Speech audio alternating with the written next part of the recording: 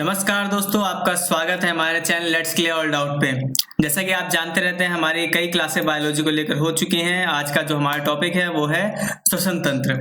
श्वसन तंत्र यानी रेस्पिरेटरी सिस्टम के बारे में आज हम पढ़ने वाले हैं। उसमें हम देखेंगे कौन कौन से पार्ट्स इन्वॉल्व होते हैं, कैसे रेस्पिरेशन से काम करता है हमारी बॉडी के अंदर, और आखिर बेसिकली काम क्या होता है, मतलब जो उसका इंपॉर्टेंट काम है वो क्या होता है। ठीक है, रेस्पिरेटरी सिस्टम आप लोग सभी जानते हैं कि क्या होता है। रेस्पिरेटरी जिसको नहीं पता मैं बता दूं आप लोगों को। हमारी शरीर में ऑक्सीजन और कार्बन डाइऑक्साइड या अन्य सभी गैसों का जो आवागमन होता है वो किसके द्वारा होता है, इसी सिस्टम के द्वारा होता है। यानी O2 और CO2 का जो आवागमन होता है हमारे शरीर से बाहर, O2 का लेना और CO2 को शरीर से बाहर निकालना, ये क्रिया किसके अंदर होती है, रेस्पिरेटरी सिस्टम के अंदर।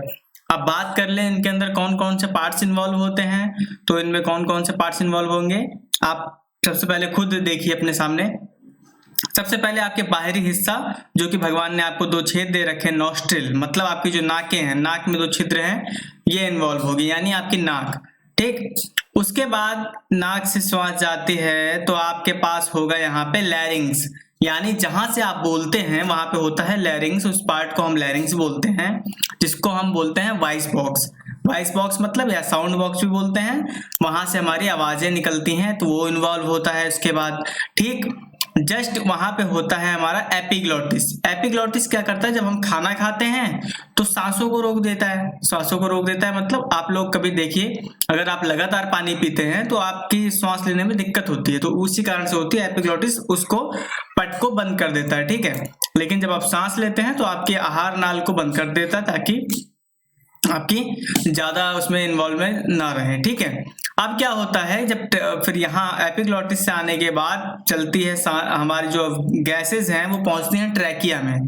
ठीक है, ट्रैकिया में पहुंचने के बाद यहाँ से जाते हैं फिर कौन कौन सा ऑर्गन हो गया हमारे, नोज, फिर हमारा आया लैरिंग्स, लैरिंग्स के बाद आया एपिग्लोटिस, एपिग्लोटिस के बाद कौन सा, ट्रैकिया, ट्रैकिया के बाद आ जाएगा ब्रोंकाई, जहां पे हमारा ये हार्ट जुड़ रहा है।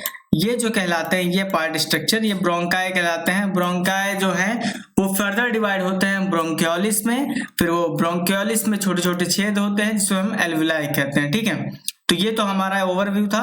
अब चलते हैं अपनी स्लाइडों के ऊपर पढ़ेंगे बेसिकली। अब चलिए देखिए, ह्यूमन जो रेस्पिरेटरी सिस्टम है उसमें क्या होता है, this process of exchange of O2 from the atmosphere with CO2 produced by the cell is called breathing। मतलब जो श्वास लेने की प्रक्रिया है उसमें क्या होता है, हम एटमॉस्फेयर यानी पर्यावरण जो है, पर्यावरण से हम ऑक्सीजन को ग्रहण करते हैं और अपने CO2 को सेल्स में, जो सेल्स से काम हो जाता है उसको बाहर निकालते हैं। तो ये क्रिया क्या कहलाती है, श्वास लेना, और इसको हम साइंस की भाषा में क्या कहते हैं, रेस्पिरेशन। आपको ये बात समझ में आ गई, जैसे कि मैंने बता चुका हूं। We have a pair of external nostril, हमारे पास दो बाहरी नॉस्ट्रिल होती है, नाक होती है। ठीक है, जो इसको जो ओपनिंग कहाँ होती है, उसकी ओपनिंग कहाँ पर होती है, अपर लिप्स के ऊपर होती है, अपर लिप्स होंठ के ऊपर वाला होंठ। ठीक है, अब क्या होता है, ये हो जाए इसके अंदर नेजल चैम्बर होते हैं जहां पे म्यूकस भरा होता है, म्यूकस सीक्रेट होता है जो कि आपके एकदम नाक के ऊपर वाले भाग पे भरा होता है। ठीक है, म्यूकस मतलब वो तरल तरल पदार्थ जो होता है। ठीक है, वो क्या करते हैं, वो आपके जो डस्ट जाते हैं उनको रोकने का काम करते हैं। ठीक है, अब उसके बाद जो हमारी नेजल चैम्बर है उसकी ओपनिंग कहां पर होती है, फेरिंग्स के अंदर होती है। ठीक है, फेरिंग्स के अंदर आप लोग जानते हैं, अगर आपने मेरी डाइजेस्टिव सिस्टम वाली वीडियो देखी है, नहीं देखी तो जाकर देखिए। फेरिंग्स में क्या होता है, हमारा फूड और एयर पास होती है। ठीक है, लेकिन जो मेन एयर पास करने का काम होता है वो होता है लैरिंग्स का। ठीक है, वो लैरिंग्स के थ्रू होते हुए ट्रैकिया में जाती है। ठीक है, लैरिंग्स क्या होती हैं, इसको हम साउंड बॉक्स बोलते हैं। वो किसकी बनी होती है, कार्टिलेजिनस होती है। कार्टिलेजिनस क्या, ये हमारी हड्डी हो गई। ठीक है, ये हड्डी मान लीजिए ये हड्डी है, तो इसको जो मतलब एक हड्डी को दूसरी हड्डी से जो ज्वाइंट करते हैं ना, उसको हम कार्टिलेज कहते हैं। ठीक है, कार्टिलेज एकदम मतलब हड्डी से थोड़ा सा हार्डेस्ट पार्ट कहलाता है, मसल से थोड़ा हार्ड पार्ट होता है, उसे हम कार्टिलेज कहलाते हैं। जैसे कि हमारा कान ये कार्टिलेज का बना हुआ है। ठीक, तो इस तरह का स्ट्रक्चर होता है लैरिंग्स का। ठीक, कार्टिलेज का बना होता है, जिसे हम साउंड प्रोडक्शन हाउस भी कहते हैं या फिर साउंड बॉक्स भी कहते हैं। ठीक, आई होप क्लियर हुआ होगा आपको। अब देखिए, अब आप क्या होता है, जब आप खाना खाते हैं, यानी आप खाना खाते के समय जो ग्लोटिस होता है वो कवर्ड कर लेता है, किसको कवर्ड कर लेता है, आपकी ट्रैकिया को कवर कर लेता है, जिससे कि आपके जो खाना है वो किस में ना जाए, नाक को, मतलब जो नाक है आपके नोस्ट्रिल में ना जाए और ट्रैकिया के अंदर आपका खाना ना जाए, तो जिससे कि आपको श्वास लेने में दिक्कत होती है। कई बार आपको देखते होंगे कि आपको खाना खाने या पानी पीने के दौरान खांसी भी आ जाती है। वो किस कारण से होता है? वो आपके इसी के कारण से होता है, ठीक है। तो ट्रैकिया जो है वो एक स्ट्रेट ट्यूब है, ठीक है। स्ट्रेट ट्यूब का मतलब आपके लैरिंग से लेके चलती है तो एकदम सीधा सीधा, फिर सीधा जाके कहाँ खुलेगी? वो सीधा आपके ऐसे लंग्स है मान लीजिए, ठीक है, ये लंग्स वाला पार्ट, तो सीधा ये जाकर आपके लंग्स वाले पार्ट में डिवाइड होती हैं ऐसे करके, ठीक है, ऐसे करके ये डिवाइड हो जाती हैं, ठीक। अब क्या होता है इनमें जो ब्रोंकियाए होती हैं, अब यहाँ से ये देखो ये आती हैं ट्रैकिया फिर डिवाइड होती है, यहाँ पे आते ही कैसे बन जाए, किसमें बन जाती है? ब्रोंकियाए होती हैं 3 से 4 पार्ट में, ठीक है। 3 से 4 पार्ट डिवाइड होंगे, प्राइमरी ब्रोंकियाए, सेकेंडरी ब्रोंकियाए और टर्सरी ब्रोंकियाए, ठीक है। अब इनके ब्रोंकियाए होने के बाद क्या होता है? ब्रोंकियालिस में डिवाइड होते हैं, मतलब फिर ये फर्दर आप देखते होंगे लंग्स के अंदर ऐसे ऐसे पार्ट होते हैं, तो एक ब्रोंकियालिस के अंदर ऐसे कई पार्ट्स डिवाइड हो जाते हैं, जो कि जिसको क्या कहते हैं? ब्रोंकियालिस कहते हैं, ठीक है। और जहां पर ये जो एकदम थिन हो जाती है, यहाँ पर आता है तो एकदम समझ लो नसों से भी पतली इनकी जो है संरचना हो जाती है, ठीक। अब क्या होता है जब ये एकदम ब्रोंकियोलिस जो है एकदम जो इनका एकदम मेन पॉइंट हो जाता है ना, तो यहाँ पे हमारी प्रेजेंट होती है एल्वुलाई। एल्वुलाई क्या करती हैं? एल्वुलाई ये देखिए, each terminal bronchioles gives rise to a number of very thin regular walled vascularised bag like structure called alveoli. Alveoli कैसी होगी? जैसे कि मान लीजिए ये मेरी थी ब्रोंकियोय, ठीक है, ब्रोंकिया से मैंने डिवाइड कर दी किसको?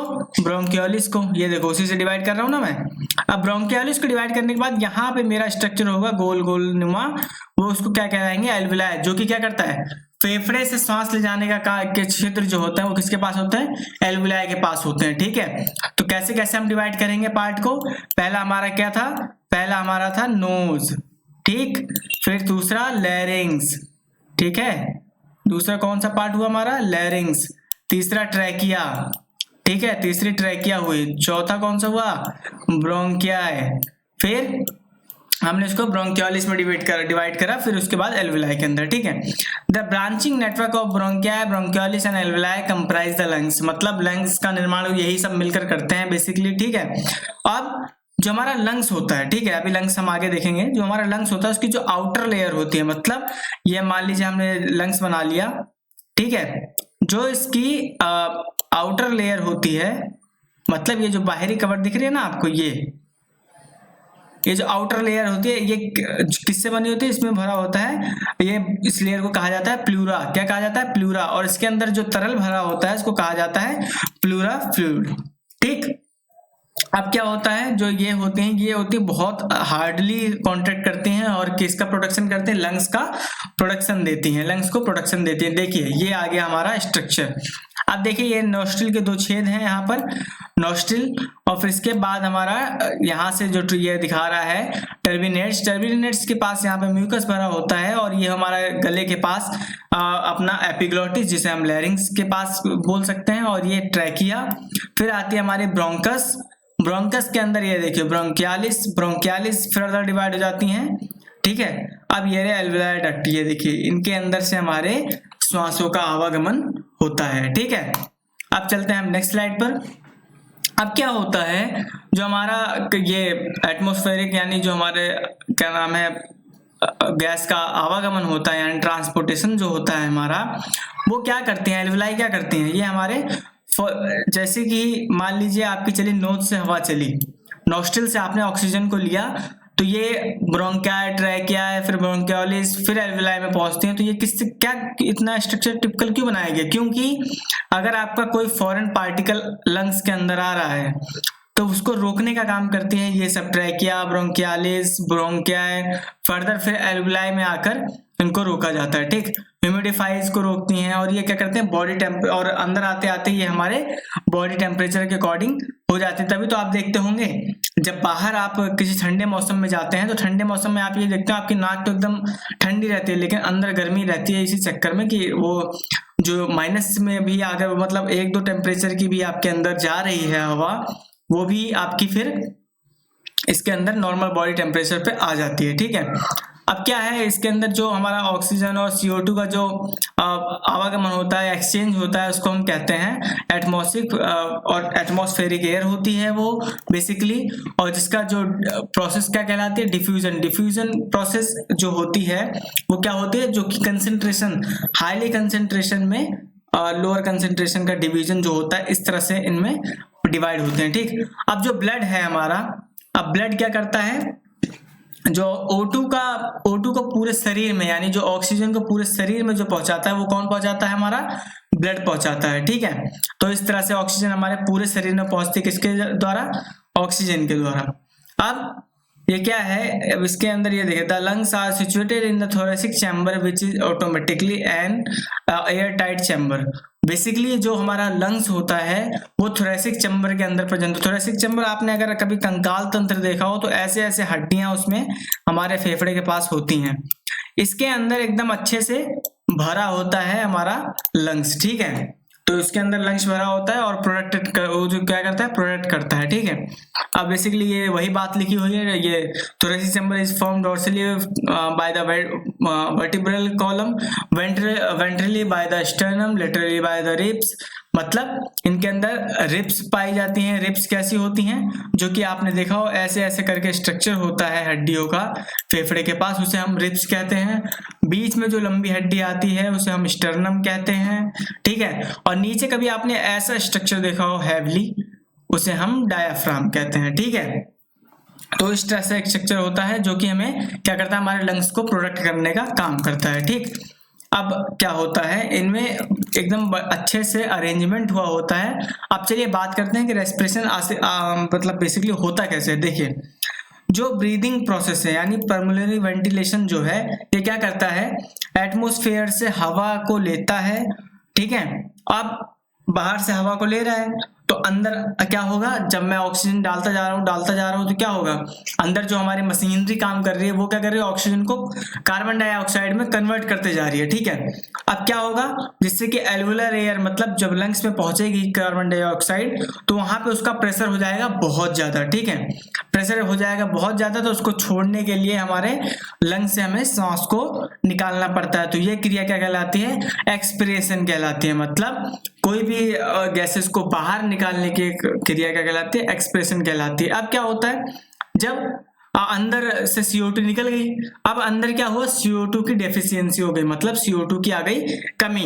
अब वहां पे क्या होगा, वहां पे आप देखेंगे कि O2 की जरूरत पड़ेगी, तो हमारे ऑटोमेटिकली, हम जब देखा होगा आपने कि जब हम श्वास कुछ देर तक नहीं लेते तो हमें बेचैनी से होने लगती है, इसी चक्कर में, इसीलिए और हम ऑटोमेटिकली श्वास लेने लगते हैं।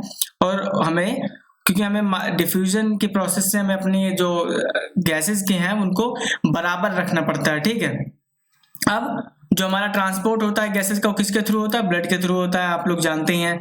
और क्या है, ये जो ऑक्सीजन है और ये कार्बन डाइऑक्साइड, ये किसके थ्रू काम करते हैं, ब्लड और टिश्यू के थ्रू काम करते हैं। ठीक है, अब क्या होता है, बेसिकली आप पूछोगे सर जी ये ऑक्सीजन की जरूरत क्या पड़ रही है, तो बच्चों ऑक्सीजन की सीधी सी जरूरत पड़ती है। दोस्तों, ऑक्सीजन की सीधी जरूरत पड़ती है आपकी कैटाबॉलिक रिएक्शन। कैटाबॉलिक रिएक्शन में जब आपके अंदर फंक्शनिंग होती है, यानी आपके अंदर जब रेस्पिरेशन होना, मतलब रेस्पिरेशन तो होता ही है, बेसिकली जब आपका ब्लड सर्कुलेशन हो रहा है, किडनी फंक्शनिंग हो रही है, मतलब आपके हर एक सेल्स में जब रेस्पिरेशन हो रहा है, यानी मरम्मत हो रही है, रिपेयरिंग हो रही है, तब क्या होता है, ऑक्सीजन की वहां पे पड़ती है जरूरत।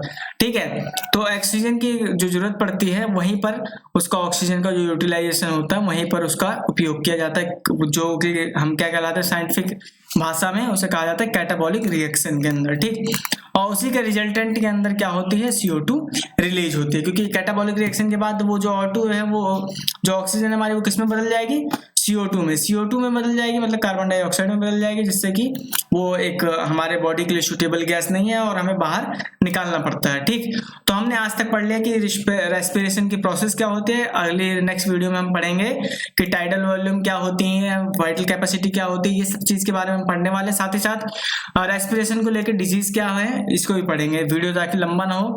अगर वीडियो पसंद आया तो वीडियो शेयर करिए, हमारे पुराने वीडियो को जाकर देखिए और चैनल को जरूर सब्सक्राइब कर दीजिए। मिलेंगे आपको नेक्स्ट लेक्चर के साथ, तब तक के लिए नमस्कार।